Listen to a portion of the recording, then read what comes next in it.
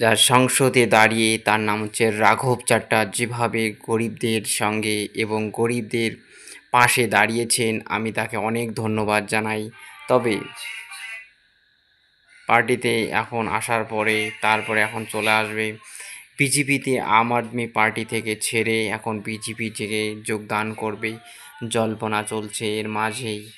তো বন্ধুরা, আমি বলি যে রাঘব চাড্ডা স্যার যেভাবে গরিব মানুষদের পাশে দাঁড়িয়েছে, সেরকম ব্যক্তি আমরা চাই যাতে আরও বেশি আমাদের ভারতবর্ষে অনেক কিছু উন্নতি হতে পারে।